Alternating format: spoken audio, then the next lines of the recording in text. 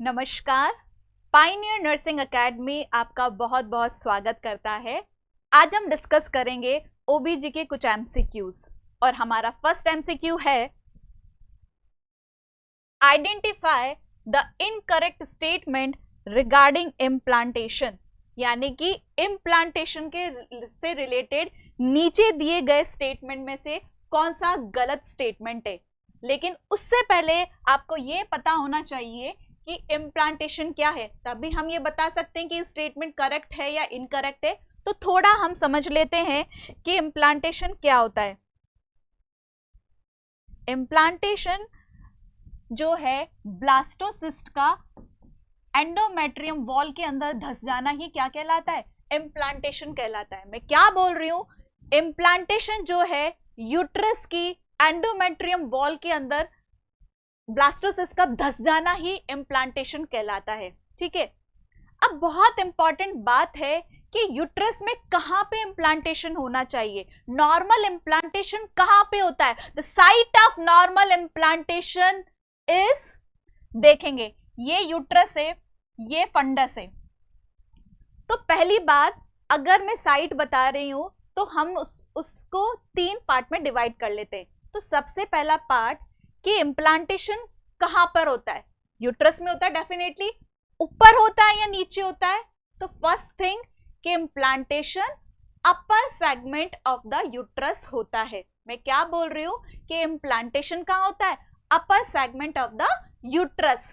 ठीक है, दूसरी बात, आगे या पीछे या साइड में कहां होता है। सो इम्प्लांटेशन होता है एंटीरियर और पोस्टीरियर वॉल ऑफ यूट्रस, आगे या पीछे दोनों साइड होता है, पर मोस्ट ऑफनली कहां होता है, अधिकतर कहां होता है, posterior side near to the fundus. मैं क्या बोल रही हूं, हम बात करें इम्प्लांटेशन नॉर्मली कहां होता है, तो इम्प्लांटेशन होता है upper segment of the uterus, anterior और posterior wall, most oftenly on the posterior wall near to the fundus. This is the normal site of implantation. अगर इसको छोड़ के कहीं भी इम्प्लांटेशन होता है तो वो एबनॉर्मल इम्प्लांटेशन होगा, है ना। इसके बाद हम बात करें कि कौन से दिन इम्प्लांटेशन होता है, तो देखते हैं। आपको पता है कि फर्टिलाइजेशन कहाँ होता है, फैलोपियन ट्यूब में होता था। कब, कौन से दिन होता था, यहाँ पे फर्टिलाइजेशन हुआ 14वें दिन।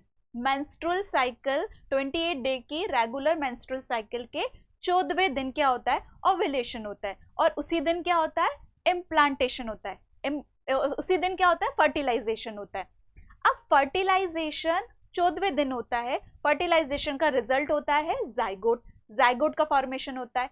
अब जाइगोट जो है सिंगल सेल स्ट्रक्चर होती है, सिंगल सेल स्ट्रक्चर, देन ये डिवाइड होगा 2 में, 4 में, 8 में और 16 में। ये हम फर्टिलाइजेशन में पढ़ लेते हैं, आफ्टर द फर्टिलाइजेशन पढ़ लेते हैं क्या होता है। अभी हम सिर्फ बात कर रहे हैं इम्प्लांटेशन की। तो 16 सेल स्ट्रक्चर जो होती है जिसे बोलते हैं मोरूला, 16 सेल स्टेज जो होती है जिसे बोलते हैं मोरूला। ठीक है, तो अब तक जो ये स्ट्रक्चर थी वो फैलोपियन ट्यूब में ही थी, लेकिन फैलोपियन ट्यूब इस स्ट्रक्चर के लिए क्या हो गई, छोटी पड़ गई है, नैरो है। तो आपको पता है किसी भी चीज को ग्रो करने के लिए क्या चाहिए, एक तो न्यूट्रिशन चाहिए और दूसरा क्या चाहिए होता है, स्पेस चाहिए होता है। और फैलोपियन ट्यूब में ना तो न्यूट्रिशन है ना ही क्या है, प्रॉपर स्पेस है। तो ये मोरूला क्या डिसाइड करता है कि वो कहां पर आए, यूट्राइन कैविटी में आए। तो फिर ये कहां आता है, यूट्राइन कैविटी में आता है। अब यूट्राइन कैविटी में आने के बाद यूट्रस क्या होता है, अपने सिक्रीटरी फेस में होता है। ठीक है, ये यूट्रस है, ये एंडोमेट्रियम है, ये है ब्लास्टोसिस्ट। तो ब्लास्टोसिस्ट यूट्राइन कैविटी में आ गया। अब यूट्रस अपने सिक्रीटरी फेस में, सिक्रीटरी फेस का मतलब है किसी तरह का सिक्रीशन करता है। अब वो सिक्रीशन क्या है, इस स्ट्रक्चर के अंदर घुसने लगता है, इस स्ट्रक्चर के अंदर घुसने लगता है। तो क्या है, जब ये मोरूला यहां पर आया तो क्या था, अब जैसे स्ट्रक्चर के अंदर क्या घुसने लगता है, फ्लूइड घुसने लगता है, तो इसकी साइज क्या होती है, धीरे धीरे इंक्रीज होने लगती है। ठीक है, तो साइज इंक्रीज होने लगती है, तो इसमें प्रेजेंट जो सेल्स है वो क्या होने लगती है, डिस्पर्स होने लगती है। तो कुछ सेल्स तो जो है बाहर की तरफ अरेंज्ड हो जाती है और कुछ सेल अंदर ऐसा गुच्छा सा बना लेती है।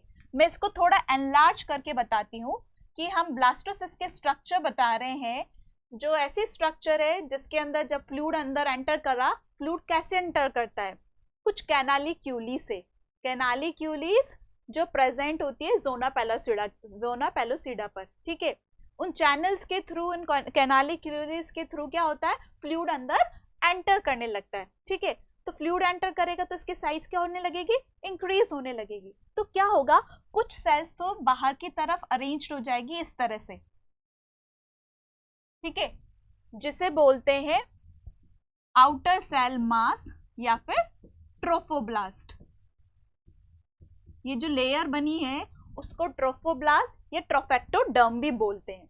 और कुछ सेल्स जो है एक गुच्छा सा बना लेगी अंदर, जिसे बोलते हैं इनर सेल मास या फिर एम्ब्रियोब्लास्ट, ठीक है। तो क्या होगा, एम्ब्रियोब्लास्ट बना, ट्रोफोब्लास्ट बना, और इनके बीच में जो कैविटी है उस कैविटी को बोलते हैं ब्लास्टोसील, और इस होल स्ट्रक्चर को बोलते हैं ब्लास्टोसिस्ट, ठीक है। इस पूरे स्ट्रक्चर को बोलते हैं ब्लास्टोसिस्ट। मैं ये सब आपको इसलिए बता रही हूं, मैं आपको ब्लास्टोसिस्ट के स्ट्रक्चर अभी यहां इसलिए बता रही हूं क्योंकि हम बात कर रहे हैं इम्प्लांटेशन की। अब इम्प्लांटेशन क्या होता है कि ब्लास्टोसिस्ट की स्ट्रक्चर का, इस स्ट्रक्चर का एंडोमेट्रियम के अंदर धस जाना। लेकिन कौन से पोल से धसना, ब्लास्टोसिस्ट के कौन से पोल से जो है ये एंडोमेट्रियम के अंदर एंटर करता है। तो सुनेंगे मेरी बात, यहां पे जहां पे इनर सेल मास है, जहां पे इनर सेल मास है, ये इस पोल को बोलते हैं एम्ब्रियोनिक पोल, और इसके अपोजिट साइड वाला जो होता है उसको बोलते हैं एब एम्ब्रियोनिक पोल, ठीक है। तो मैं क्या बोल रही हूं, हम बात करें ब्लास्टोसिस्ट के पोल की, जहां पे इनर सेल मास सिचुएटेड है वो पोल होता है एम्ब्रियोनिक पोल, और उसके अपोजिट साइड वाला होता है एब एम्ब्रियोनिक पोल, ठीक है। तो ये ब्लास्टोसिस्ट का कौन सा पोल अंदर एंटर करेगा, वो करेगा एम्ब्रियोनिक पोल, ठीक है। कौन सा पोल करेगा, जहां पे इनर सेल मास है, एम्ब्रियोनिक पोल, वो पोल क्या है, अंदर धसेगा पहले, ठीक है। तो ये बात थी ब्लास्टोसिस्ट की, ठीक है। हम बात कर रहे हैं इम्प्लांटेशन की। तो पहली बात मैंने इम्प्लांटेशन की ये बोली कि इम्प्लांटेशन क्या है, ब्लास्टोसिस्ट का एंडोमेट्रियम के अंदर धस जाना। कौन से पोल से धसता है, वो धसता है एम्ब्रियोनिक पोल से। अब एक और इंपॉर्टेंट बात कि इम्प्लांटेशन कौन से दिन होता है, फर्टिलाइजेशन के कौन से दिन इम्प्लांटेशन होता है, ठीक है। तो मैं आपको बता दूं, जो इम्प्लांटेशन है वो फर्टिलाइजेशन के 6 दिन बाद होता है। इसकी जो प्रोसेस है it will start from 6th day, ठीक है। 6th डे से स्टार्ट होती है, 6th डे से स्टार्ट होती है इम्प्लांटेशन की प्रोसेस, और कौन से दिन जाके कंप्लीट होती है, 11th डे जाकर कंप्लीट होती है। मैं क्या बोल रही हूँ, इम्प्लांटेशन की प्रोसेस स्टार्ट होती है 6th डे पर, और कौन से डे जाकर कंप्लीट होती है, 11th डे पर। लेकिन अगर आपसे पूछे कि इम्प्लांटेशन मेंस्ट्रुअल साइकिल के कौन से दिन होता है, 6th डे तो हमने बोला आफ्टर द फर्टिलाइजेशन, यानी कि 14वें दिन फर्टिलाइजेशन हो रहा है, 14वें दिन के बाद, फर्टिलाइजेशन के 6 दिन बाद इम्प्लांटेशन की प्रोसेस स्टार्ट होती है। लेकिन रेगुलर मेंस्ट्रुअल साइकिल की हम बात करें, आपको मान लिया कि 28 डेज की रेगुलर मेंस्ट्रुअल साइकिल है, 14वें दिन फर्टिलाइजेशन हुआ, तो 14वें दिन के बाद 6 दिन बाद इम्प्लांटेशन हुआ, तो 14 + 6 कितने हो गए, 20 हो गए। 20th day of regular menstrual cycle, ठीक है। तो उस डे से क्या हुआ, इम्प्लांटेशन प्रोसेस स्टार्ट हुआ। अब किस दिन जाकर कंप्लीट हुआ? 11th डे पर अगर आपसे पूछे कि मेंस्ट्रुअल साइकिल के कौन से दिन कंप्लीट होता है ये, तो 11 प्लस 14 तो कितने हो गए? 25th डे क्या होता है? रेगुलर मेंस्ट्रुअल साइकिल के 25th डे जाकर इम्प्लांटेशन की प्रोसेस जो है कंप्लीट होती है। ठीक है, तो हमने बात की साइट की, हमने बात की कौन से दिन स्टार्ट होता है, कौन से दिन कंप्लीट होता है। अब एक और बात करते हैं, दैट इज टाइप, कि इम्प्लांटेशन का कौन सा टाइप होता है। ठीक है, तो बहुत इंपॉर्टेंट वो होता है टाइप की हम बात करें तो टाइप होता है इंटरस्टिशियल। ठीक है, इंटरस्टिशियल इम्प्लांटेशन होता है, यानी कि इंटरस्टिशियल का मतलब है कि ब्लास्टोसिस्ट जो है कंप्लीटली एम्बेडेड हो जाता है इनटू द एंडोमेट्रियम। एंडोमेट्रियम के अंदर पूरी तरह धस जाना ही क्या कहलाता है? इंटरस्टिशियल इम्प्लांटेशन कहलाता है। ठीक है, अब टाइप के बाद मैं बात करना चाहती हूं कि कौन सी लेयर में इम्प्लांटेशन होता है। कौन सी लेयर का मतलब है, क्योंकि आपको पता है कि एंडोमेट्रियम जो है वो दो तरीके की होती है, दैट इज बेसिलिस, स्ट्रेटम बेसिलिस और स्ट्रेटम फंक्शनलिस। ठीक है, स्ट्रेटम बेसिलिस और फंक्शनलिस। ठीक है, तो ब्लास्टोसिस्ट जो है फंक्शनल लेयर के अंदर एम्बेडेड होता है, एंडोमेट्रियम के फंक्शनल लेयर के अंदर एम्बेडेड होता है। अब फंक्शनल लेयर भी खुद दो तरीके की होती है। कौन से दो? Compact and spongy. कौन सी होती है? Compact and spongy. तो ये तो हमने बोल दिया कि एंडोमेट्रियम के फंक्शनल लेयर में भी लेयर में होता है। फंक्शनल लेयर भी खुद दो तरह की होती है, कॉम्पैक्ट और स्पॉन्जी। तो कौन सी लेयर में होता है? इम्प्लांटेशन होता है कॉम्पैक्ट लेयर में, एंडोमेट्रियम की कॉम्पैक्ट लेयर में होता है, और कुछ पार्ट जो है स्पॉन्जी में भी होता है। तो इसीलिए अगर आपसे पूछें कि इम्प्लांटेशन कौन सी लेयर में, कॉम्पैक्ट में, और साइट ऑफ प्लेसेंटल सेपरेशन, क्योंकि आपको पता है जहां पर इम्प्लांटेशन हुआ है वहीं पे प्लेसेंटा फॉर्मेशन होगा, तो placenta is a temporary structure, at the time of the delivery इसको शेड ऑफ होना ही पड़ेगा।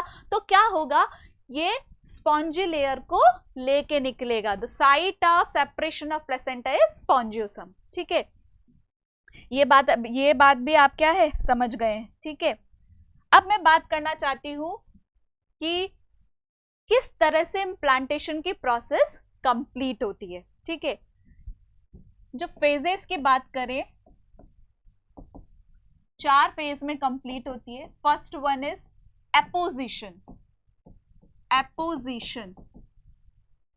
ठीक है, दूसरा होता है एडिशन, तीसरा होता है पेनिट्रेशन, और चौथा होता है इन्वेशन। मैं क्या बात कर रही हूं, हमने बोला इम्प्लांटेशन की प्रोसेस 6th डे पर स्टार्ट होती है आफ्टर द फर्टिलाइजेशन, और 11th डे पे कंप्लीट होती है, यानी कि 6 से 11 डे तक जो प्रोसेस होती है इम्प्लांटेशन की वो 4 फेज में कंप्लीट होती है। The first phase is apposition, second one is adhesion, and third one is penetration, and the fourth one is invasion. अब हम देखते हैं कि किस तरह से ये प्रोसेस होती है। तो ये है यूट्रस, ये है एंडोमेट्रियम, ठीक है, ये है ब्लास्टोसिस्ट। ठीक है, अब ब्लास्टोसिस्ट हम डिस्कस कर चुके हैं कि ये कुछ इनर सेल मास है, और इस तरह से क्या है, ये आउटर सेल मास ट्रोफोब्लास्ट है।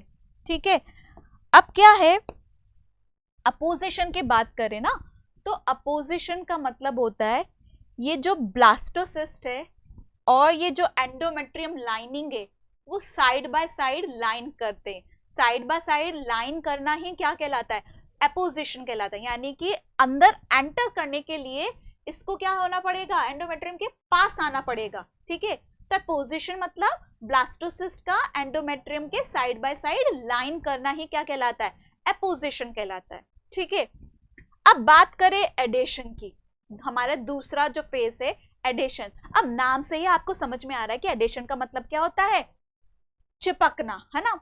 अब डेफिनेटली पास तो आ गए, अब इसको चिपकना पड़ेगा अंदर एंटर करने के लिए, तो कैसे जो है एडिशन होता है, तो सुनेंगे मेरी बात पहले तो, कि ये जो इनर सेल मास है ना, ये इनर सेल मास सिग्नल भेजता है किसको, ट्रोफोब्लास्ट को, ठीक है, ट्रोफोब्लास्ट को सिग्नल भेजता है, फिर ट्रोफोब्लास्ट क्या करता है, अपने आप को दो लेयर्स में डिफरेंशिएट कर लेता है, अपने आप को, जो कि एक सिंगल लेयर था, ट्रोफोब्लास्ट एक सिंगल लेयर है, अब ये अपने आप को डिफरेंशिएट करके दो लेयर्स में डिवाइड हो जाता है। इनर मोस्ट जो है वो होती है साइटोट्रोफोब्लास्ट, और बाहर की जो लेयर होती है ट्रोफोब्लास्ट की, जिसे बोलते हैं सिंसियोट्रोफोब्लास्ट।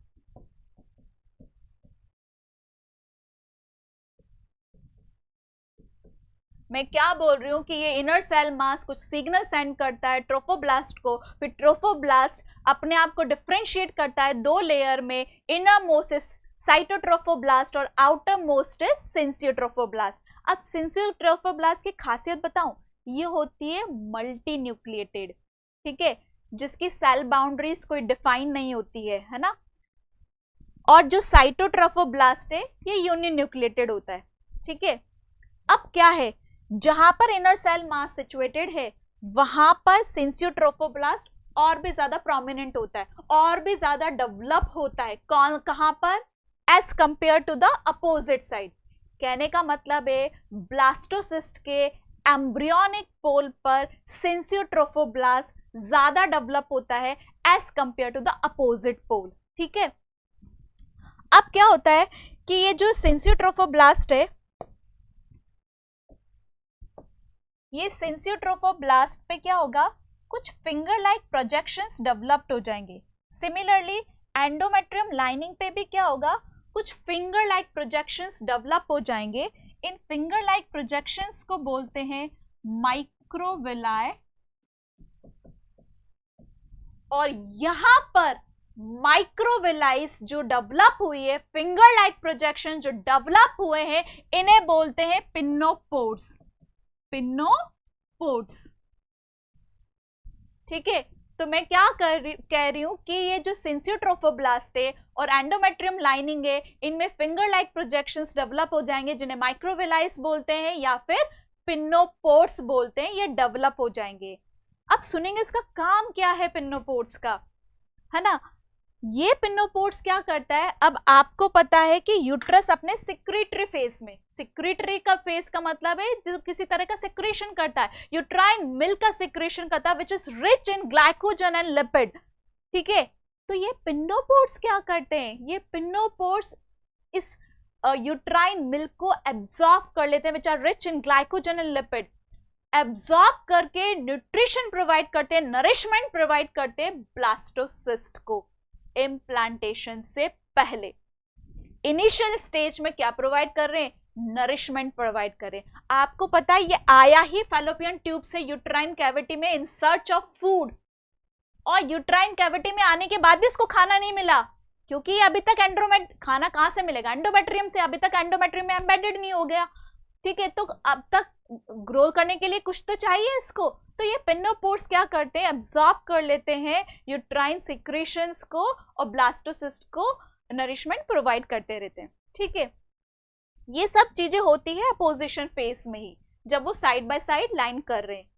जो दूसरा फेज था एडेशन, एडेशन में इनका क्या रोल है, पिन्नोपोड्स का क्या रोल है, तो सुनेंगे। ये जो पिन्नोपोड्स हैं आपस में क्या हो जाएंगे, इंटरलॉक्ड हो जाएंगे, इंटरलॉक्ड हो जाएंगे या फिर चिपक जाएंगे, ऐसे बोल सकते हैं हम। तो एडिशन हो गया पूरा। इसके अलावा ये जो सिंसियोट्रोफोब्लास्ट है और एंडोमेट्रियम लाइनिंग है, ये कुछ एडेसिव मॉलिक्यूल्स भी सिक्रीट कर सकती है। एडेसिव मॉलिक्यूल्स जैसे कि सेलेक्टिन है, कैडरिन है, ये क्या करते हैं, और भी ज्यादा इंटरलॉक होने में, अच्छे से चिपकने में क्या है, मदद करते हैं, ठीक है। तो इस तरह से क्या होगा, एडिशन प्रोसेस पूरी होगी। देन जो नेक्स्ट स्टेप है दैट इज पेनिट्रेशन। पेनिट्रेशन का मतलब आप समझते हैं, छेद करना, स्पेस बनाना, ठीक है। अब क्या होगा, ये आपस में इंटरलॉक तो हो गए, अब क्या होगा, ये जो सिंसियोट्रोफोब्लास्ट है it will release some hydrolytic enzymes. Syncytiotrophoblast क्या रिलीज करेगी, हाइड्रोलाइटिक एंजाइम रिलीज करेगी, and that hydrolytic enzyme are responsible for the break down of stromal cells which are present over the endometrium. मैं क्या बोल रही हूँ, मैं बोल रही हूँ कि ये जो एंडोमेट्रियम लाइनिंग थी जहां पे पिन्नोपोर्स बने हुए थे, उसमें ये क्या करेगा, ये डाइजेस्ट कर देगा किसको, एंडोमेट्रियम को, ठीक है। Hydrolytic enzymes which are secreted by the syncytiotrophoblast are responsible for the digestion of stromal cell which are present over the endometrium, ठीक है। तो इस तरह से डाइजेस्ट हो जाएगा, तो एक स्पेस बन जाएगा, स्पेस बन जाएगा, तो फिर हमारी नेक्स्ट स्टेप जो है, नेक्स्ट फेज जो है, दैट इज इन्वेशन। इन्वेशन का मतलब क्या होता है, अंदर घुस जाना। तो ठीक है, ये जो स्ट्रक्चर है अब क्या हो जाएगी, अंदर घुस जाएगी। ये जो स्ट्रक्चर है ब्लास्टोसिस्ट, अब क्या होगा, इसके अंदर ऐसे धस जाएगा और ये इस तरह से वापस क्या हो जाएगा, यहाँ पे क्या हो जाएंगे, कुछ फाइब्रिन क्लॉट्स बन जाएंगे ताकि ये जो स्ट्रक्चर है वो बाहर ना निकले। और इसके अलावा जो इम्प्लांटेशन होता है वो सिर्फ फंक्शनल लेयर तक होता है, बेसल लेयर तक नहीं पहुंचता। अगर बेसल लेयर तक घुसा और उसके अंदर भी ज्यादा घुस गया तो कई तरह के कॉम्प्लिकेशंस लेकर आ सकता है। So this is all about the implantation. अब हम देखते हैं कि हम डिस्कस कर रहे थे हमारे एमसीक्यू को, अब देखते हैं कि हर एक स्टेटमेंट क्या बोल रहा है। तो पहले बात तो क्वेश्चन में पूछा है इम्प्लांटेशन के रिगार्डिंग, नीचे जितने भी स्टेटमेंट दिए गए हैं उनमें से इनकरेक्ट कौन सा है। तो पहला स्टेटमेंट पढ़ेंगे। पहला बोला है implantation typically occur at the upper part of the anterior और पोस्टीरियर वॉल। ये बात सही है, हमने स्टार्टिंग में डिस्कस किया था कि इम्प्लांटेशन ऊपर या नीचे यूट्रस के, definitely on the upper part of the uterus. आगे या पीछे, एंटीरियर पोस्टीरियर दोनों साइड हो सकता है, नियर टू द फंडस, लेकिन यहां पर क्या लिखा हुआ है, near to the cervix of the uterus. Cervix तो नीचे है, फंडस ऊपर है, तो डेफिनेटली ये स्टेटमेंट क्या हो गया, गलत हो गया, ठीक है। दूसरा स्टेटमेंट बोलता है कि implantation begins on the 6th day after fertilization. बिल्कुल सही बात है, हमने डिस्कस किया था कि फर्टिलाइजेशन के 6 दिन बाद इम्प्लांटेशन स्टार्ट होता है और 11वें दिन जाकर कंप्लीट होता है, सही बात है। लेकिन आगे लिखा हुआ है which corresponds to the 14th day of regular menstrual cycle. 6th day बोलो या 14वां दिन बोलो रेगुलर मेंस्ट्रुअल साइकिल का, क्या ये स्टेटमेंट सही है? बिल्कुल गलत है। रेगुलर मेंस्ट्रुअल साइकिल मान लो 28 दिन की है, उसके 14वें दिन तो फर्टिलाइजेशन होता है, तो इसका मतलब ये तो गलत स्टेटमेंट है। रेगुलर मेंस्ट्रुअल साइकिल के 20वें दिन होना चाहिए, फर्टिलाइजेशन की प्रोसेस स्टार्ट होनी चाहिए 20th डे, ठीक है। तो इसका मतलब ये स्टेटमेंट भी क्या है, गलत है। नेक्स्ट देखते हैं दूसरा स्टेटमेंट क्या बोलता है कि इम्प्लांटेशन अकर थ्रू 3 स्टेजेस। 3 स्टेज में कंप्लीट होता है, और वो 3 क्या लिखी गई है, एपोजिशन लिखा हुआ है। चलो समझ गए, सही बात है, फर्स्ट स्टेज एपोजिशन है। एडिशन लिखा है, हाँ बिल्कुल सही है, एडिशन ही है। थर्ड स्टेप लिखा है कंप्लीट पेनिट्रेशन, हाँ बिल्कुल सही है कि कंप्लीट पेनिट्रेशन होता है। लेकिन व्हाट अबाउट द इन्वेशन, पेनिट्रेट तो हो गया पर अंदर तो घुसा ही नहीं ना, एज पर द स्टेटमेंट, ठीक है। तो डेफिनेटली ये स्टेटमेंट भी क्या है, गलत है। और लास्ट स्टेटमेंट दिया हुआ है कि ऑल ऑफ द अबव, यानी कि ऊपर के दिए गए सारे ही क्या है, गलत है। हाँ बिल्कुल ये बात सही है कि सारे स्टेटमेंट क्या है, गलत है। तो answer is D, all of the above, ठीक है। इस क्वेश्चन के बाद हम डिस्कस करेंगे नेक्स्ट क्वेश्चन। नेक्स्ट क्वेश्चन ये बोलता है कि 27 ईयर ओल्ड वुमेन है, 27 साल उसकी एज है एक औरत की, जो करंटली क्या करवा रही है, ब्रेस्ट फीडिंग करवा रही है, और उसका क्या है, 3 साल का बेबी है। Comes to the clinic requesting MMA। क्या बोल रहे हैं, एक 27 साल की महिला है, जिसका एक 3 महीने का बच्चा है और उस बच्चे को क्या करवा रही है, ब्रेस्ट फीडिंग करवा रही है, वो क्लिनिक पे आई MMA के लिए। MMA का मतलब मेडिकल मेथड ऑफ अबॉर्शन, यानी कि उसने कंसीव कर लिया है और वो अबॉर्शन के लिए आई है, मेडिकली अबॉर्शन के लिए आई है क्लिनिक में। उसका लास्ट मेंस्ट्रुअल जो पीरियड था वो 7 वीक अगो था। लास्ट मेंस्ट्रुअल पीरियड उसको 7 हफ्ते पहले आया था। तो what advice should the health care provider give regarding breast feeding?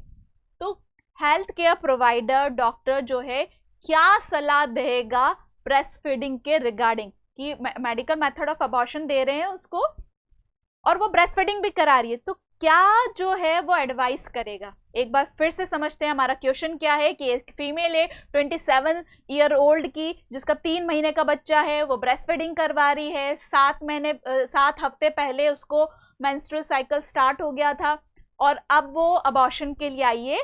तो health care provider breast feeding के रिगार्डिंग उसको क्या एडवाइस करेंगे? ठीक है, तो उससे पहले हम आगे नीचे इसके ऑप्शन देखें, लेकिन उससे पहले हमें पता तो होना चाहिए कि MMA होता क्या है।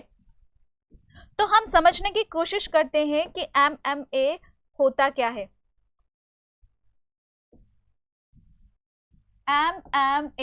MMA का मतलब होता है मेडिकल मेथड ऑफ अबॉर्शन, यानी कि जिसमें कोई सर्जरी नहीं है, जिसमें कोई इन्वेसिव प्रोसीजर नहीं है, सिर्फ और सिर्फ क्या है, कॉम्बिनेशन ऑफ ड्रग्स दी जाती है अबॉर्शन के लिए। आपने MTP किट का नाम सुना होगा, यही वो ड्रग्स है जो फीमेल को दी जाती है। MTP किट सुना होगा, medical termination of pregnancy kit सुना होगा। अब सुनेंगे बात ध्यान से। हम बात करें इसके इंडिकेशन की। इंडिकेशन का मतलब कब ये हम दे सकते हैं। सो आइडियल टाइम जो है MTP किट देने का, MMA देने का, वो है 7 वीक ऑफ गेस्टेशन। फीमेल जब तक 7 हफ्ते की प्रेग्नेंट है तब तक ही वो क्या ले सकती है, MMA करवा सकती है, मेडिकली मेथड ऑफ अबॉर्शन करवा सकती है, MTP का किट यूज कर सकती है। ठीक है, 7 वीक तक। ठीक है, अगर इसके बाद यूज करते हैं तो वो इफेक्टिव नहीं होगा, इनकम्प्लीट अबॉर्शन होगा। So the ideally time for the use of MTP kit और MMA is 7th week of gestation. ठीक है, अब सबसे इंपॉर्टेंट बात कि MTP हमने बोला कि दवाइयों से करते हैं, तो कौन सी वो दवाई होती है सुनेंगे। ऐसा एक स्ट्रिप आता है जिसमें 5 दवाई आती है, 5 टैबलेट आती है इस तरह से। जो फर्स्ट टैबलेट है वो है मीफेप्रिस्टोन। मीफेप्रिस्टोन 200 मिलीग्राम, और ये है मीजोप्रोस्टोल जो कि है 200 माइक्रोग्राम ईच। ठीक है, तो ऐसे स्ट्रिप आती है जिसमें 5 टैबलेट होती है। द फर्स्ट वन इज मीफेप्रिस्टोन जो 200 मिलीग्राम की होती है, और रिमेनिंग 4 हर एक टैबलेट होती है 200 माइक्रोग्राम की मीजोप्रोस्टोन। तो टोटल कितनी हो गई, 200 200 200 200 800 माइक्रोग्राम की। ठीक है, अब बात यह है कि इसको यूज कैसे करते हैं। ठीक है, यूज कैसे करते हैं, तो पहली बात तो मैं आपको बता दूं कि ये हमेशा डॉक्टर्स द्वारा प्रेस्क्राइब करी जानी चाहिए, हमेशा डॉक्टर की सलाह से ही लेनी चाहिए, खुद से नहीं लेनी चाहिए। तो ये जो प्रोसेस है वो कंप्लीट होती है 3 विजिट में, या हम बोले डे 1,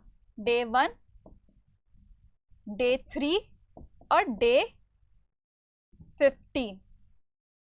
जिस दिन फीमेल डॉक्टर के पास गई वो होता है फर्स्ट विजिट। ठीक है।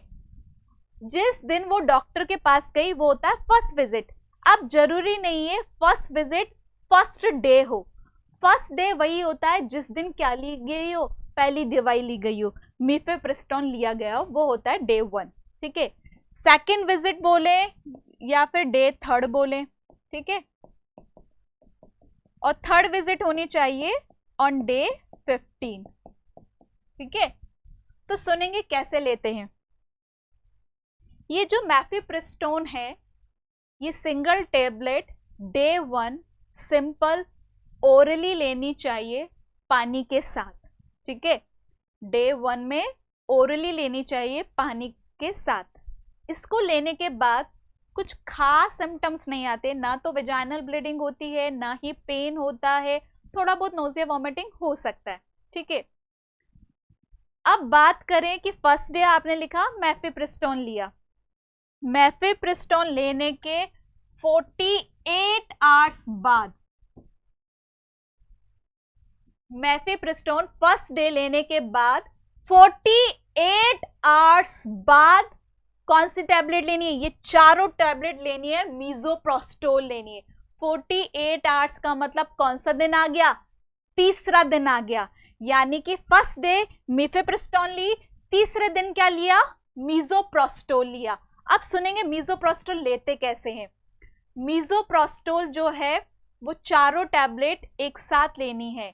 नाउ कैसे लेनी है? जैसे फर्स्ट तो हमने ओरली पानी से ले ली, तो सुनेंगे मीजोप्रोस्टोल लेने का बेस्ट रूट ऑफ एडमिनिस्ट्रेशन है या बेस्ट रिकमेंडेड रूट जो है वो है सबलिंगुअल।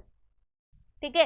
बेस्ट रिकमेंडेड रूट जो है वो है सबलिंगुअल, यानी कि जीभ के नीचे जो है ये चारों टैबलेट ले लेनी है। आप चारों टैबलेट ले सकते हैं, ये कोई बहुत बड़ी साइज की नहीं हो सकती, बहुत छोटी छोटी है, इजीली चारों टंग के नीचे आ सकती है। ठीक है। अगर क्योंकि क्या है, अगर ओरली लिया ना तो फीमेल को क्या हो सकता है? वॉमिटिंग भी हो सकता है। वॉमिटिंग हो गई तो टैबलेट बाहर निकल जाएगी, तो मतलब ये तो इफेक्टिव रहेगा ही नहीं, कोई मतलब ही नहीं है। लेकिन अगर सबलिंगुअल लिया गया ना, सबलिंगुअल से क्या होगा? ये एब्जॉर्प्टिव ड्रग है, ये एब्जॉर्प्शन में डायरेक्ट मैटरनल सर्कुलेशन में एब्जॉर्ब हो जाएगी। तो अगर वॉमिटिंग हो भी गई ना तो कोई फर्क नहीं पड़ेगा, क्योंकि ड्रग तो कहाँ पे गई? सर्कुलेशन में गई। ठीक है। तो मैंने आपको बोला the best route of drug administration of misoprostol is sublingual.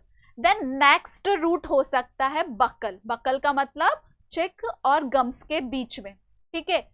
तो 2 टैबलेट यहां रख सकते हैं और 2 टैबलेट यहां रख सकते हैं। ठीक है। जो तीसरा रूट है वो हो सकता है वेजाइनली। ठीक है। और फोर्थ वन हो सकता है ओरली। तो बेस्ट रूट है क्या? Sublingual, then buccal, then vaginal and then oral. ठीक है। अब इसको लेने के बाद ठीक है, आधे घंटे से लेकर 24 घंटे तक, 30 मिनट से लेकर 24 आवर्स के बीच में कभी भी वेजाइनल ब्लीडिंग हो सकती है विथ क्लॉट्स। ठीक है। लेकिन 24 घंटे के बाद भी अगर ब्लीडिंग नहीं हो रही है तो इसका मतलब ड्रग ने क्या है? काम नहीं किया। तो तुरंत क्या करें? डॉक्टर से संपर्क करें। और वेट करने की जरूरत नहीं है कि आप सोचें कि 24 घंटे हो गए, एक दिन और वेट कर लेती हूँ, तो ऐसा नहीं करना है। डॉक्टर से तुरंत क्या करना है? कंसर्न करना है। ठीक है। तो वेजाइनल ब्लीडिंग होती है। इसके अलावा क्या होता है? इसको लेने के बाद पेन भी होता है ना। पेन 30 मिनट से लेकर 4 घंटे के बीच में बहुत जबरदस्त पेन हो सकता है, डायरिया हो सकता है, और ब्लीडिंग तो होती ही है, फीवर भी हो जाता है समटाइम। तो इसीलिए मीजोप्रोस्टोल के साथ क्या देखते हैं? कुछ एनाल्जेसिक ड्रग भी देते हैं। एनाल्जेसिक ड्रग इसके काम पे कोई इफेक्ट नहीं डालता है ना। एंटीएमेटिक ड्रग भी देते हैं इसके साथ। ठीक है। तो ये तो था कि किस तरह से ये लेना है। अब एक और बात और इंपॉर्टेंट बची है कि 15वें दिन होता क्या है? टैबलेट तो पूरी लेकर खत्म कर चुके, 15वें दिन क्या हुआ? तो 15वें दिन या डे 3rd विजिट को फीमेल को क्या करना चाहिए? डॉक्टर के पास जाना चाहिए। 15वें दिन क्या करते हैं डॉक्टर्स? सोनोग्राफी करवा के देखते। सोनोग्राफी करवा के ये देखते हैं कि अबॉर्शन कंप्लीट तो हो गया है ना, कुछ पार्ट तो अंदर नहीं रहा है ना। तो ये कंफर्मेशन के लिए कि अबॉर्शन क्या है? कंप्लीट हो गया है। सो इस तरह से जो है एमटीपी किट का यूज करते हैं, इस तरह से जो है टैबलेट लेते हैं। ठीक है, अब मैं आपको बता दूं कि ये ऐसा क्या है इन टैबलेट्स में। तो कोई फीमेल ऐसा सोचे कि मैफेप्रिस्टोन ले ली है तो थोड़ा बहुत और बाकी छोड़ दिया, मीसोप्रोस्टोल छोड़ दी, मीफेप्रिस्टोन ले ली तो थोड़ा बहुत तो हुआ ही होगा कुछ तो। नो, ये ड्रग तभी इफेक्टिव है जब ये कॉम्बिनेशन में ली गई हो। 95 to 99% ये ड्रग इफेक्टिव है if they are taken in combination. ठीक है, कॉम्बिनेशन में लेने पर। ठीक है, तो इसको हमेशा कॉम्बिनेशन में ही लेना चाहिए, स्किप नहीं करना चाहिए। ठीक है, इसके अलावा जो मैफेप्रिस्टोन है, मैफेप्रिस्टोन क्या करता है, ये प्रोजेस्टेरोन के अगेंस्ट काम करता है, अगेंस्ट काम करता है। तो एंडोमेट्रियम में प्रोजेस्टेरोन के जो रिसेप्टर्स प्रेजेंट है उनको क्या करता है, ब्लॉक कर देता है, जिसके वजह से इम्प्लांटेशन प्रॉपर नहीं हो पाता, या फिर इम्प्लांटेशन होने के बाद एम्ब्रियो जो है डिटैच्ड हो जाते हैं एंडोमेट्रियम वॉल से। ठीक है, अब ये मीसोप्रोस्टोल क्या करता है, ये जबरदस्त यूट्राइन कंट्रैक्शन क्रिएट करता है ताकि प्रोडक्ट जो है यूट्रस से बाहर निकले। तो इस तरह से जो है ये काम करता है। अब मैं आपको बता दूं व्हाट आर द कॉन्ट्राइंडिकेशन, कि कब जो है क्या नहीं लेना चाहिए, MMA नहीं लेना चाहिए, एमटीपी किट का नहीं यूज करना चाहिए। ठीक है, तो मैं बात कर दूं, आप ऐसी फीमेल जो जिसका हीमोग्लोबिन लेवल क्या है 8 ग्राम % से क्या हो, बहुत कम हो, तो उन फीमेल्स को क्या नहीं देना चाहिए, एमटीपी किट नहीं देना चाहिए, MMA का यूज नहीं करना चाहिए। ठीक है, कॉन्ट्राइंडिकेशंस की बात कर रहे हैं हम। ऐसी फीमेल जो क्या है, एनीमिक है, किससे कम, 8 ग्राम % से कम हो, तो उस फीमेल को एमटीपी नहीं देना चाहिए, क्योंकि आपको पता है कि इससे क्या होता है, जबरदस्त वजाइनल ब्लीडिंग होती है, हैवी ब्लीडिंग होती है, और ऑलरेडी वो एनीमिक है, तो फीमेल का ब्लड प्रेशर बहुत कम हो सकता है, फीमेल शॉक में जा सकती है, तो एनीमिक फीमेल को नहीं देना। दूसरी बात, ऐसी फीमेल जिसको क्या है, एक्टोपिक प्रेगनेंसी है। ठीक है, एक्टोपिक प्रेगनेंसी है, थोड़ा सस्पेक्शन है कि उसको एक्टोपिक प्रेगनेंसी, उस फीमेल को बिल्कुल भी नहीं देना चाहिए। इसीलिए जो है डॉक्टर से कंसर्न करना ही चाहिए एमटीपी के लिए, एमटीपी किट के लिए, क्योंकि डॉक्टर ये MMA देने से पहले, एमटीपी किट देने से पहले सबसे पहले सोनोग्राफी ही करवाते। सोनोग्राफी से ये देखते हैं कि इंट्रायूट्राइन प्रेगनेंसी है ना, क्योंकि ये ड्रग केवल और केवल इंट्रायूट्राइन प्रेगनेंसी के लिए इफेक्टिव है। ठीक है, लेकिन उसके अलावा कहीं भी प्रेगनेंसी हो, ट्यूब में हो, ओवरीज में हो, एब्डोमेन में, कहीं भी, तो ये इफेक्टिव नहीं होती है। तो सबसे पहले ये भी देखना है कि एक्टोपिक प्रेगनेंसी तो नहीं है। तीसरी बात, फीमेल को हाइपरटेंशन तो नहीं है, फीमेल का जो ब्लड प्रेशर है वो more than 160/90 mm of Hg से ज्यादा तो नहीं है। ठीक है, तो ऐसी फीमेल जिसका blood pressure 160/90 mm of Hg से ज्यादा है, उन फीमेल को बिल्कुल भी MMA का यूज नहीं करना चाहिए। इसके अलावा हो सकता है ऐसी फीमेल जिसको हार्ट प्रॉब्लम्स हो, ठीक है, ऐसी फीमेल जिसको रीनल प्रॉब्लम हो, ऐसी फीमेल जिसको लीवर डिजीज हो, ऐसी फीमेल जिसको रेस्पिरेटरी प्रॉब्लम्स हो। रेस्पिरेटरी प्रॉब्लम्स में एक प्रॉब्लम को छोड़ के, that is asthma. Bronchial asthma में ये किट दे सकते हैं, ऐसा इसलिए क्योंकि जो ये मीसोप्रोस्टोल है वो क्या है, एक तरह से वैसो डायलेशन का काम करता है, वैसो डायलेटर का काम करता है, तो कोई फर्क नहीं पड़ता उनमें। ठीक है, तो अस्थमा वाले को दे सकते हैं। ऐसी फीमेल जो लंबे समय से कॉर्टिकोस्टेरॉइड्स का यूज कर रही है उसको नहीं देना। ऐसी फीमेल जिसको अनकंट्रोल सीजर्स होते हैं उसको नहीं देना। ऐसी फीमेल जिसको ब्लीडिंग डिसऑर्डर है जैसे कि थ्रोम्बोसाइटोपिनिया या फिर हम बोल सकते हैं पोर्फायरिया, उस फीमेल को नहीं देना। ऐसी फीमेल जो ऑलरेडी ले चुकी है एमटीपी किट को, जो हाइपर सेंसिटिव है मीफेप्रिस्टोन और मीसोप्रोस्टोल को लेकर, तो उस फीमेल को भी ये सब चीज नहीं देना है। These are the contraindications of MMA या फिर we can say MTP kit. ठीक है, अब एक और बात बता दो, ये तो बता दिया कि हमने बिल्कुल भी नहीं देना है, लेकिन अगर आप दे रहे हैं तो कुछ स्पेशल पॉइंट्स में कुछ स्पेशल प्रिकॉशंस रखने हैं, ठीक है। स्पेशल प्रिकॉशंस रखने हैं किस केस में? पहली बात, ऐसी फीमेल जिसको अपना एलएमपी पता ही नहीं है, लास्ट मेंस्ट्रुअल पीरियड पता ही नहीं है, ऐसी फीमेल को, उसको थोड़ा स्पेशल प्रिकॉशन रखना होगा। क्यों? क्योंकि आपको पता है कि ये कब इफेक्टिव है, केवल 7 हफ्ते तक ही क्या है, इफेक्टिव है, ठीक है। तो तब तो हमें नहीं देना ये। ऐसी फीमेल जो लैक्टेशनल एमेनोरिया है, ऐसी फीमेल जिसको आईयूसीडी लग रहा है, ऐसी फीमेल जिसको आईयूसीडी लग रहा है, इसका मतलब उसने कंसीव कर लिया है, इसका मतलब आईयूसीडी फेल हो गया है, फेल हो गया है, कंसीव कर लिया है, वो अबॉर्शन के लिए आई है। तो सबसे पहले डॉक्टर क्या करेगा, आईयूसीडी को बाहर निकालेगा, ठीक है। निकालने के बाद ही एमएमए देते हैं, एमटीपी किट देते हैं। ऐसी फीमेल जिसको पहले कभी यूट्राइन सर्जरी हुई हो, जैसे कि पहले लोअर सेक्शन सिजेरियन सेक्शन हुआ हो, लोअर सेगमेंट सिजेरियन सेक्शन हुआ हो, या फिर यूट्राइन फाइब्रॉइड की कोई सर्जरी हो, या कोई भी ऐसा इंसिजन हो यूट्रस के अंदर, कोई स्कार बना हो, तो क्या है, तो स्पेशल प्रिकॉशंस रखने हैं। क्योंकि आपको पता है ये ड्रग्स क्या है, कॉन्ट्रैक्शंस क्रिएट करती है, तो जो स्कार बने हैं वो डेहिसेंस हो सकते हैं, तो इसलिए थोड़ा स्पेशल प्रिकॉशंस रखना होता है।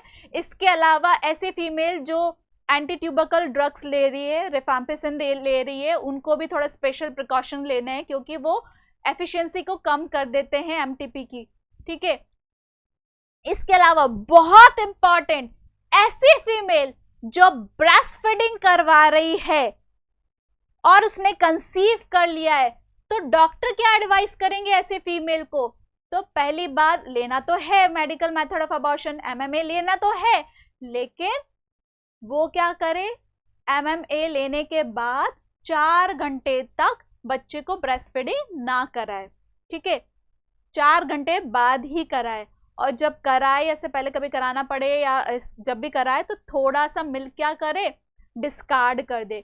क्योंकि ये जो ड्रग है मीजोप्रोस्टोल जो है वो एक्सक्रीट होती है ब्रेस्ट मिल्क से, और जब ये ब्रेस्ट मिल्क में निकलती है, बच्चा इसको पी लेता है, तो क्या होता है, बच्चे में कुछ साइड इफेक्ट देखे जा सकते हैं। हालांकि इसका जो क्वांटिटी होती है बहुत कम होती है, बहुत कम वॉल्यूम होता है इसका, है ना, लेकिन फिर भी ये बच्चे में कुछ साइड इफेक्ट क्रिएट कर सकता है, जैसे कि डायरिया या और कोई जीआईटी डिस्टर्बेंस क्रिएट करता है, इसीलिए ये बात बोली गई है, ठीक है।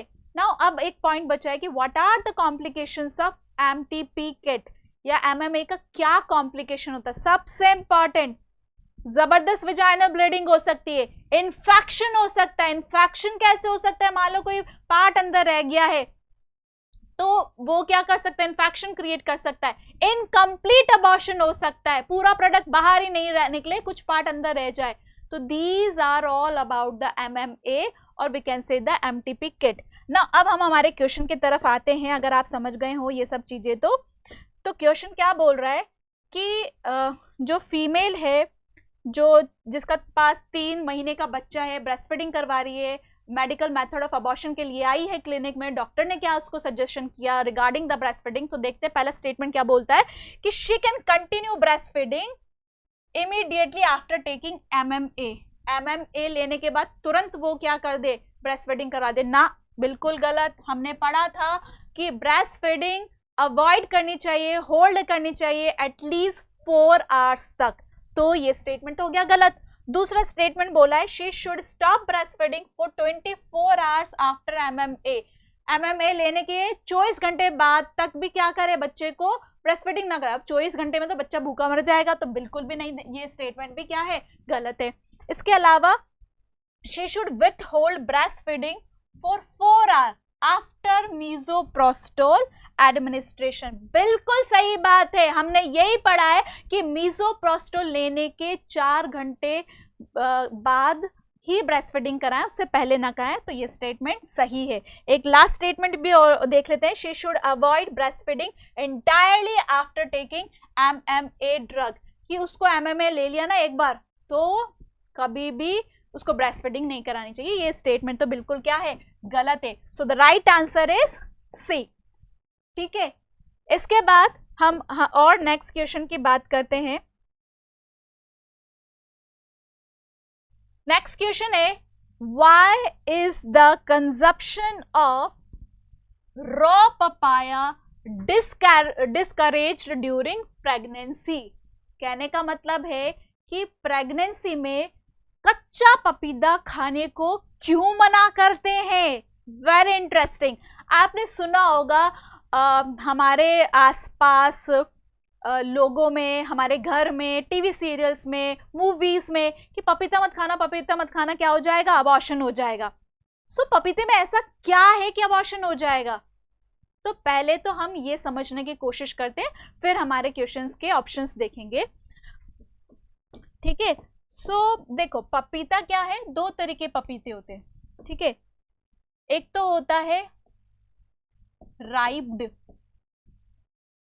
ठीक है, एक होता है अनराइप्ड। सुनेंगे, राइप्ड पपाया जो है यानी कि पका पपीता। पका हुआ पपीता कैसा दिखता है, ऑरेंज कलर का दिखता है ना। तो क्या उसे प्रेगनेंसी में अवॉइड करना चाहिए, नहीं, अवॉइड करना चाहिए अनराइप पपाया। अनराइप का मतलब कच्चा पपीता विच लुक्स ग्रीन इन कलर, जो थोड़ा क्या होता है, फर्म होता है, हार्ड होता है। कच्चा पपीता नहीं खाना चाहिए प्रेगनेंसी में। राइप तो खा सकते हैं। सुनेंगे मेरी बात ध्यान से कि क्या बोल रहे, राइप पपाया जो है प्रेगनेंसी में नहीं खाना चाहिए। सॉरी, राइप पपाया जो है प्रेगनेंसी में खाना चाहिए। क्यों खाना चाहिए, क्योंकि ये तो बहुत अच्छा होता है। इसमें तो विटामिन ए बी सी होता है जो कि माँ बच्चे दोनों के लिए अच्छा है। इसमें बीटा कैरोटीन होता है जो बच्चों की आंखों के लिए, दांतों के लिए, हड्डियों के लिए अच्छा रहता है। इसमें तो फाइबर्स होते हैं, इसमें रफेज होते हैं, ये तो डाइजेशन के लिए बहुत अच्छा होता है। आपको पता है कि प्रेगनेंसी में माइनर डिसऑर्डर होता है, उसमें एक माइनर डिसऑर्डर से कॉन्स्टिपेशन, फीमेल को अधिकतर कॉन्स्टिपेशन की प्रॉब्लम रहती है, इनडाइजेशन की प्रॉब्लम रहती है। तो ये तो पका पपीता तो बहुत अच्छा रहता है प्रेगनेंसी में। So eating papaya is safe and healthy during pregnancy. अब बात करते हैं हम किसकी, कच्चे पपीते की। Unripe papaya which looks green in colour, जो थोड़ा हार्ड भी होता है। ठीक है, तो क्या होता है ऐसा। अच्छा, कच्चे पपीते को हम खाते कब है, मतलब कभी थोड़ा कम ही सुनाई देता है कि कच्चा पपीता खाते हैं। हाँ खाते हैं, कच्चे पपीते को खाते हैं in the form of salad, in the form of करी, सब्जी भी बनाते हैं, इसकी चटनी भी बनाते हैं, इसको सैलड में खाते हैं, और इसका सूप भी बनता है। तो इस तरह से हम कंज्यूम करते हैं रॉ पपाया को। ठीक है, अब होता क्या है रॉ पपाया में, रॉ पपाया के पील में, उसके छिलके में, उसके पल्प में, उसके सीड में क्या होता है, लैटेक्स होता है। क्या होता है, लैटेक्स एंड पेपेन। क्या होता है, लैटेक्स एंड पेपेन। तो ये लैटेक्स क्या चीज है, देखो, जब आप कच्चे पपीते की पील को छीलोगे ना, उसके छिलके को छीलोगे ना, तो उसके अंदर से व्हाइट कलर का स्टिकी से ड्रॉपलेट्स निकलेंगे, चिपचिपा सा व्हाइट कलर का ड्रॉपलेट्स निकलेगा। वो ड्रॉपलेट क्या होता है, लैटेक्स होता है। Latex which is rich in पेपेन, जिसके अंदर क्या होता है, पेपेन होता है। And पेपेन is an enzyme which is responsible to break protein bond, to break protein bond। ठीक है, तो मैं क्या बोल रही हूँ, कच्चे पपीते में होता है लैटेक्स, लैटेक्स जिसमें भरपूर मात्रा में पेपेन होता है। Papain is an enzyme that is responsible for the break down of protein bond. और आपको पता है कमर्शियल पेपेन यूज होता है इंडस्ट्री में to break down toughest protein bond को तोड़ने के लिए रिस्पॉन्सिबल होता है। ठीक है, तो पेपेन ऐसा करता क्या है, तो ऐसा कई सारी स्टडीज में देखा गया है कि लेटेक्स और पेपेन क्या करता है, यूट्राइन कॉन्ट्रैक्शंस क्रिएट करता है, ये वेजाइनल ब्लीडिंग करता है, ये एमनियोटिक सैक को यूट्रस से अलग कर देता है, सेपरेट कर देता है, ये सब चीजें करता है, कई सारी स्टडीज में देखा गया। लेकिन बात ये है कि इसका कितना अमाउंट लिया जाए तो ये इस तरह के कॉम्प्लिकेशन क्रिएट करेगा, कितनी क्वांटिटी में अगर ये बॉडी में जाए तो इस तरह के कॉम्प्लिकेशंस क्रिएट करेगा। देखो ये हम नहीं कह सकते, इसका कुछ भी नहीं पता कि कितनी क्वांटिटी में ये यूट्राइन कॉन्ट्रैक्शंस क्रिएट कर सकता है ना। देखो एक मान लो सोचो कि एक फीमेल, सबको ये पता है कि प्रेगनेंसी में पपीता नहीं खाना चाहिए, तो एक फीमेल है वो, उसको अनवांटेड प्रेगनेंसी थी, वो नहीं चाहती थी कि वो इस बच्चे को कंसीव करके रखे और आगे प्रोसीड करे प्रेगनेंसी को, तो वो क्या कर रही थी, बहुत ज़्यादा पपीता खा रही थी, और पपीता खा के बहुत खाकर जो है ये डॉक्टर के पास गई चेक करने के लिए, तो बच्चा बिल्कुल हेल्दी था, सेफ था, कुछ भी नहीं हुआ, अबॉर्शन बिल्कुल दूर दूर तक नहीं हुआ। तो इसका मतलब ये डिपेंड करता है कि कितना इफेक्ट ये मतलब हर फीमेल टू फीमेल वेरी कर सकता है, ठीक है, फीमेल टू फीमेल वेरी कर सकते हैं इसके कॉम्प्लिकेशन। तो इससे बेटर है कि इसको अवॉइड ही किया जाए, क्योंकि पता नहीं किस फीमेल में कितना असर करे, है ना। इसलिए कच्चा पपीता प्रेगनेंसी में नहीं खाना चाहिए, पर फिर भी अगर किसी चीज़ को लिमिटेशन में लिया जाए देन इट्स ओके।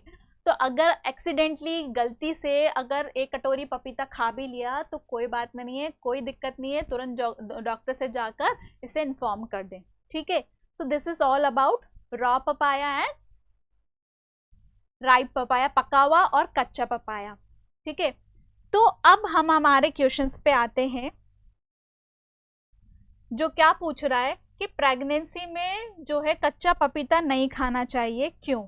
क्योंकि it is high in calorie, no. It can lead to gestational diabetes, कैसे डायबिटीज होती है, नो। इट कंटेन लैटेक्स, ये बात आ गई हमारी, ये क्या कंटेन करता है, latex which is rich in पेपेन which is an enzyme that is responsible for the breakdown of protein bone. पेपेन का असर होता है कि ये यूट्राइन कंट्रैक्शन कॉज करता है, वजाइनल ब्लीडिंग कॉज करता है और एमनियोटिक सैक को यूट्राइन वॉल से अलग करता है, जो कि कंट्रैक्शन क्रिएट करता है। ये जो है राइट आंसर है, ठीक है। अब आगे हम नेक्स्ट क्वेश्चन की बात करते हैं। नेक्स्ट क्वेश्चन बोल रहा है कि एक कपल है, for a couple seeking infertility treatment, what is the first step typically taken by health care provider. कहने का मतलब है एक कपल जो है वो इनफर्टिलिटी के ट्रीटमेंट के लिए जा रहे हैं, तो हेल्थ केयर प्रोवाइडर जो है सबसे पहले क्या स्टेप करेगा, क्या स्टेप लेगा। तो पहले ऑप्शन पढ़ते हैं क्या बोल रहा है।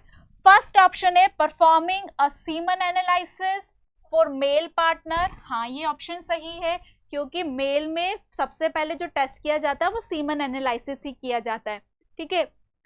हाँ ये तो किया जाता है इनफर्टिलिटी के ट्रीटमेंट के लिए जो भी आता है, तो ठीक है।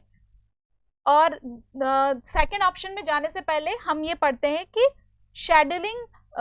शेड्यूलिंग हिस्ट्रोसाल्पिंगोग्राफी, तो फीमेल में क्या करानी चाहिए, हिस्ट्रो मतलब यूट्रस, साल्पिंगो मतलब फैलोपियन ट्यूब, ग्राफी मतलब विजुअलाइजेशन, यानी कि फैलोपियन ट्यूब और यूट्रस को क्या है विजुअलाइज करेंगे, कोई गड़बड़ तो नहीं है अंदर।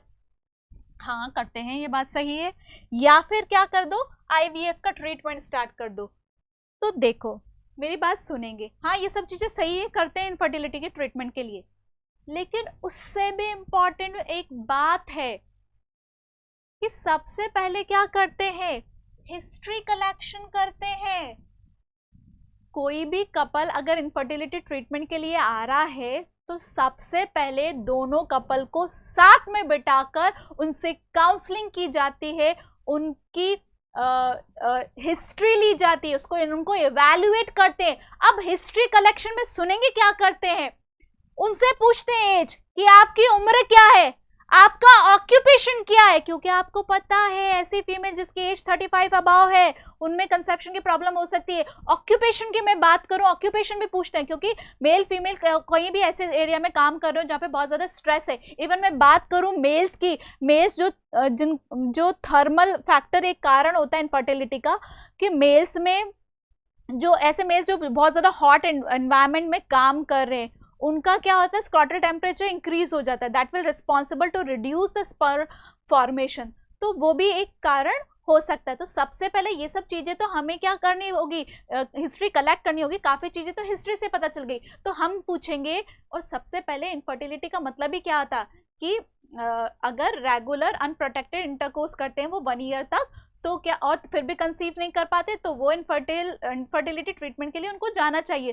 तो सबसे पहले तो हम यही पूछेंगे कि आपकी शादी को कितने साल हो गए हैं, आपकी उम्र कितनी है, आपका ऑक्यूपेशन क्या है, बर्थ कंट्रोल के कौन से मेथड यूज करते हो, आप frequency and timing of intercourse पूछेंगे, पहले कोई बीमारी थी क्या, पहले कोई सर्जरी हो चुकी है क्या, पहले आपकी ऑब्स्टेट्रिकल हिस्ट्री पूछेंगे, है ना, आप स्मोकिंग तो नहीं करते हैं, आप अल्कोहल तो नहीं लेते हैं या किसी और ड्रग का सेवन तो नहीं करते हैं, आप बहुत ज़्यादा किसी केमिकल और टॉक्सिन से एक्सपोजर तो नहीं हो रहे हैं, ये सब चीज़ें, ओबेसिटी के बारे में पूछेंगे, ये सब चीज़ें हम काय में ले लेंगे, हिस्ट्री कलेक्शन में ही ले लेंगे। उसके बाद हम इन्वेस्टिगेशन करवाते हैं, मेल में अलग होती है, फीमेल में अलग होती है, उसके बाद सोचा जाता है कि क्या ट्रीटमेंट दिया जाए। तो ठीक है, तो हमारा आंसर क्या सही होता है, that is conducting a complete history collection and evaluation. ठीक है, सो ये कुछ एमसीक्यूज थे ओबीजे के, ऐसे कई सारे एमसीक्यूज आपको मिलेंगे इवन विद वीडियो एक्सप्लेनेशन। तो ऐसे कई सारे वीडियो एक्सप्लेनेशन एमसीक्यूज जानने के लिए आज ही डाउनलोड करें पायनियर नर्सिंग एकेडमिक ऐप, जो इस वीडियो के डिस्क्रिप्शन बॉक्स में दिए गए लिंक में है। उस लिंक में क्लिक करें और ये ऐप डाउनलोड करें। Thank you.